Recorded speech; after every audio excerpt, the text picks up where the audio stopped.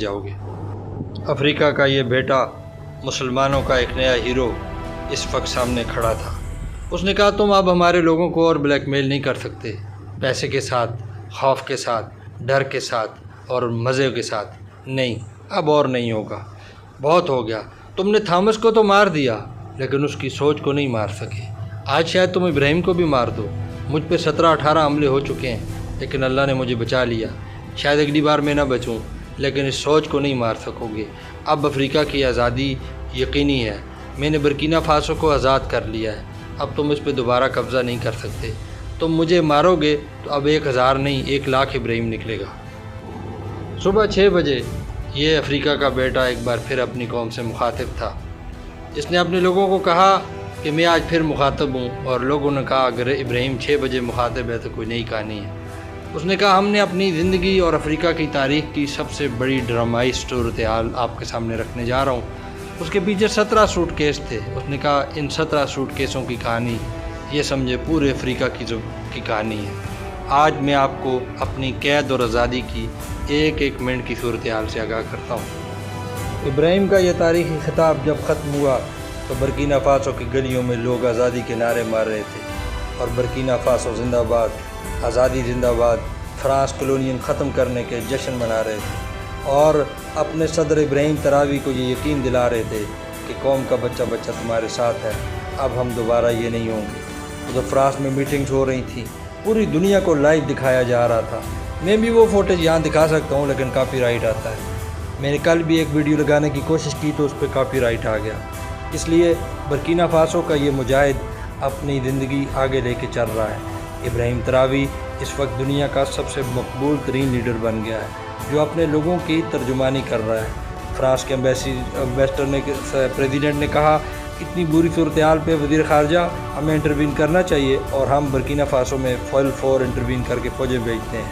اس نے کہا سر پوری دنیا دیکھ رہی ہے، ثبوت اس وقت پوری دنیا کے بعض لائیو چلے گئے ہیں، ہمیں دنیا یہ نہیں کرنے دے گی۔ ایک وزیر نے کہا سر اس پہ تو چپ ہیں، باقی افریقہ کنٹریز کا کیا کریں گے، اب وہ بھی تو جاگ گئے ہیں۔ وزیر نے کہا سر اب بہت دیر ہو چکی ہے، اب ہم شاید کچھ بھی نہ کر سکیں۔ گینی، مالی، نائجر، سینیگال اور دیگر افریقی ملک سارے دیکھ رہے تھے۔ ودن منٹ ان تمام ملکوں نے بھی وہی سب کچھ کیا جو برکینا فاسو میں اس وقت ابراہیم تراوی کر رہا تھا۔ فرانس کی میٹنگ میں برکینا فاسو کا سفیر بیٹھا تھا۔ اس نے کہا یہ انٹرنیشنل امیونٹی کے خلاف ہے کہ ایمبیسڈرز کے ساتھ ایسا سلوک کیا جائے۔ اس وقت برکینا فاسو کے وزیر کے اندر بھی پاور آئی۔ اس نے کہا کیا خیال ہے پھر آپ کا، کیا ایمبیسڈر یہ کرتے ہیں جیسے تھامس کو قتل کیا گیا، کیا یہ کرتے ہیں کہ اب ابراہیم تراوی کو قتل کیا جائے گا؟ تمام فرینچ جو تھے وہ خاموش ہو گئے۔ فرانس نے تمام ایمبیسڈروں کی میٹنگ بلائی کہ ہماری امیونٹی کا ظلم ہوا ہے۔ چائنا نے کہا کہ ہم برکینا فاسو کے لوگوں کے ساتھ ہیں۔ رشیا کا سفیر کھڑا ہوا اور اس نے کہا وہ لوگ جو اس کلونیزم کے ساتھ تھے اب ان کا خاتمہ ہوا اور جو ضد کریں گے وہ اب تباہ ہوں گے، ہم برکینا فاسو اور ابراہیم تراوی کے ساتھ ہیں۔ امریکہ ایمبیسڈر بالکل خاموش بیٹھا تھا۔ برکینا فاسو میں جشن تھا، لوگ ہوائی فائرنگ کر رہے تھے، ناچ رہے تھے، گا رہے تھے۔ بوڑھوں نے تھامس کے فوٹو اٹھائے اور رو رہے تھے، کہہ رہے تھے 36 سال ہم نے اس دن کا انتظار کیا اور آج ہمیں وہ دن نصیب ہوا۔ نوجوان لڑکیوں نے کہا ہمارے والدین صرف $2 کے لیے ان خائنوں میں مائنوں میں کام کرتے ہیں اور اپنا سونا نکال کے فرانس کے ہاتھ پہ رکھتے تھے۔ اب کیا ہوگا، ہم کیا کریں گے، ہمارے اوپر فرانس حملہ کر سکتا ہے۔ اس نے کہا کوئی بات نہیں، اب نے تیار کیا ہے، مالی اور نائجر نے تعاون کرنے کا فیصلہ کیا ہے، سینیگال بھی ہمارے ساتھ ہے اور ان سب سے بڑھ کے ہمارے لوگ ہمارے ساتھ ہیں۔ ایک ایک بچہ لڑنے کے لیے تیار ہے۔ رشیا اور چائنا نے وعدہ کیا ہے کہ وہ ملک مشکل وقت میں اپنے ویپنز کے ساتھ ہمارا ساتھ دیں گے۔ ہم بہادر لوگ ہیں، ہم جد و جہد کرنے والے لوگ ہیں، ہمارے آباؤ نے جہاد کیا ہے۔ ابراہیم تراوی نے کہا کہ تم کیا سمجھتے ہو ہمارے پاس کتنا گولڈ ہے، سب ہمارا ہے، ہمارے پاس یورینیم ہے اور بہت جلد ہمارے پاس آئل ہوگا۔ وزیر تجارت نے کہا تجارت کے بارے میں آپ کا کیا خیال ہے؟ اس نے کہا 17 تاجروں کو اور جو قاتل بھی ہیں ان کو ہم نے گرفتار کیا ہے جو ہمیں اکنامکلی اٹیک کرنے والے تھے۔ 50 نئے لوگوں کا انہوں نے نام دیا ہے، میں ان سب کو کلین کر لوں گا۔ آپ فکر نہ کریں۔ اگلے دن فرانس کی تمام اخباروں کی ہیڈ لائن تھی کہ برکینا فاسو کا دہشت گرد، چور اور سب سے بڑا قابض ڈکٹیٹر نے ملک پہ قبضہ کر لیا ہے اور دنیا کا سب سے بڑا چور اور دہشت گرد ابراہیم تراوی ہے۔ لیکن لوگوں کو اس بات کا اثر اس لیے نہیں ہوا کیونکہ سوشل میڈیا پہ 17 سوٹ کیس جو ہیں وہ پوری دنیا میں پھیل گئے۔ 17ویں سوٹ کیس پہ ہیش ٹیگ تھا اور یورپ اور پورے انگلینڈ سمیت لوگوں نے فرانس کو برا بھلا کہا کہ تم 21ویں صدی میں وہ ہتھ کنڈے استعمال کر رہے ہو جو لوگ 19ویں صدی میں بھی نہیں کر سکتے تھے۔ کس دنیا میں رہ رہے ہو؟ اب دنیا تبدیل ہو گئی ہے، یہ اب اور نہیں چلے گا۔ لوگ اب سوچنے لگ گئے، انہیں پتہ ہے انہوں نے کیا کرنا ہے۔ پورے یورپ نے کرٹیسائز کیا کہ اب ہم ان کا کوئی ساتھ نہیں دے سکتے۔ اس کے بعد فرانس نے کہا کہ اب ہمیں ان سے بات کرنے کی ضرورت ہے، معاملات کو دوسری طرح ہینڈل کیا جائے گا۔ ایک ڈیلیگیشن بھیجا جس نے ابراہیم کو کہا کہ ہم آپ سے بات کرنا چاہتے ہیں۔ اس نے کہا ہم بات کریں۔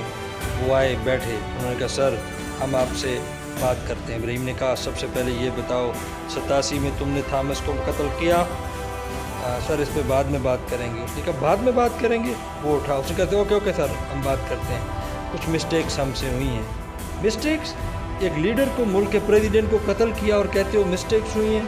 اس نے کہا سر فرانس شامل تھا، ہم انوالو تھے۔ اس نے کہا ریٹرن دو، ریٹرن دیا، اب آگے مذاکرات کرو۔ جی سر۔ ابراہیم نے کہا تمہارے تمام جتنے فولجر ہیں ودن آور فرانس برکینا فاسو چھوڑ کے فرانس جائیں گے۔ اس سے بڑھ کر جتنی گولڈ مائنز ہیں ان کے تمام کانٹریکٹ ختم، نئے کانٹریکٹ ہوں گے ہماری ٹرم کنڈیشن پہ۔ کیسے ہوں گے اس کا ہم فیصلہ کریں گے۔ او نہیں یہ تو ہو ہی نہیں سکتا۔ اس نے کہا اوکے میں پھر جا رہا ہوں۔ او سر بیٹھے ٹھیک ہے ہم کرتے ہیں، جیسے آپ کہتے ہیں ایسے کرتے ہیں۔ اس نے کہا ٹھیک ہے پھر نیا ایگریمنٹ کرو۔ ٹھیک ہے جیسے تم کہتے ہو ہم کر لیتے ہیں۔ پھر نیا ایگریمنٹ ہوا اور اس کے بعد ایک تاریخی ایگریمنٹ ہوا۔ برکینا فاسو مکمل آزاد ہو گیا، فرانس کا کسی قسم کا کوئی دخل نہیں ہوگا۔ برکینا فاسو اپنے ریزرو کے مطابق اون کرنسی چھاپے گی، کوئی فرانس کا دخل نہیں ہوگا۔ لیکن 1 سال کے اندر پھر اس کو پتہ چلا کہ وہ جرنیل جو انہوں نے پالتو رکھا تھا 200 آدمیوں کے ساتھ بارڈر سے اندر آیا، انتہائی لیٹسٹ ویپن لے کے آیا، لیکن انٹیلیجنس جو تھی وہ آن بورڈ تھی اور ابراہیم کو پہلے ہی پتہ تھا کہ یہ ہونے والا ہے۔ تو ابراہیم نے جا کے بارڈر پر ان سب کو قتل کر کے پکڑ بھی لیا۔ پوچھا تو انہوں نے کہا جی ہاں بالکل ہمیں فرانس نے ہیلپ کی اور یہ سب کچھ فرانس کروا رہا ہے۔ آج برکینا فاسو اور اس کے ساتھ دیگر ملک آزاد ہیں۔ نائجر، سینیگال، برکینا فاسو انہوں نے ایک دوسرے کے لیے بارڈر ختم کر دیے۔ انہوں نے کہا ہم ایک دوسرا ملک ضرور ہیں لیکن ہمارا کوئی بارڈر نہیں، کوئی بھی شخص ادھر سے ادھر جا سکتا ہے۔ اب ہم ایک ہی ملک کی طرح ایک دوسرے سے تعاون کریں گے۔ یہ ہے افریقہ کی وہ نئی آزادی۔ وہ کہتا ہے کہ اب ہم پاکستان، سعودیہ اور دیگر اسلامی ملکوں کے ساتھ مل کے بلاک بنانے جا رہے ہیں۔ مجھے رسول اللہ صلی اللہ علیہ وآلہ وسلم کی وہ پیشن گوئیاں نظر آ رہی ہیں کہ جس میں اب آخری لشکر کی تیاری ہے۔ افریقہ کے مسلمان ملکوں کو کسی بھی طرح نہ کبھی مسلمانوں نے لکھا اور نہ کسی اور نے۔ یہ یاد رکھیے گا مستقبل میں نہ عرب اور نہ عجم، سب سے زیادہ یہ اجمی کالے افریقی یہی اللہ کے دین کے سپاہی بنیں گے اور سامنے آئیں گے۔ ابراہیم کی اللہ تعالیٰ حفاظت فرمائے۔ ایک نیا مسلمانوں کا نام، ایک نئی جد و جہد جس پر اس وقت 19 سے زیادہ قاتلانہ حملے ہو چکے ہیں اور ویسٹ اور پورا مغرب لگ کے برکینا فاسو کو ختم کرنے کے چکر میں ہے۔ لیکن اب کتنے ابراہیم کو وہ ماریں گے یہ ممکن نہیں رہا اور انقلاب دروازے کی دستک پہ ہے۔ بہت سے لوگوں کو ابراہیم تراوی کی کہانی کا نہیں پتہ، لیکن اس ویڈیو سے انہیں پتہ چل گیا ہوگا کہ 200 سال سے فرانس نے کلونیل نظام رائج کیا ہوا تھا۔ CFC کے نام سے کرنسی وہ دیتے تھے۔ برکینا فاسو کے تمام ملکوں کے اثاثے فرانس کے پاس ہوتے تھے اور اس طرح وہ اپنے ملک کو چلاتے تھے اور ان کو بلیک میل کر کے رکھتے تھے۔ یہی ان کا نظام تھا۔ اللہ تعالیٰ ان سب کا حامی و ناصر ہو۔ نئی ویڈیو میں پھر ملیں گے۔ چینل کو سبسکرائب کر کے بیل آئیکن پہ ضرور کلک کریں تاکہ میرا اور آپ کا رابطہ رہے۔ آپ کا بہت بہت شکریہ۔